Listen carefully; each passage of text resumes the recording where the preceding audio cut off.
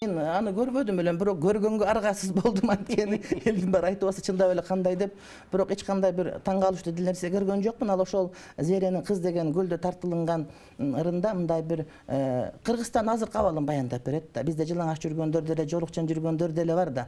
Бүгүнкү жашоо ошол биздеги картина. Аны мен туура эмес кылды, туура кыл деп айткым келбейт. Ал менден сураган жери жок. Зере өзү келип, ажеке мен туурамы, катаммы деп ага мен баа бергим келбейт да. Бирок биздеги азыр ушундай bizde.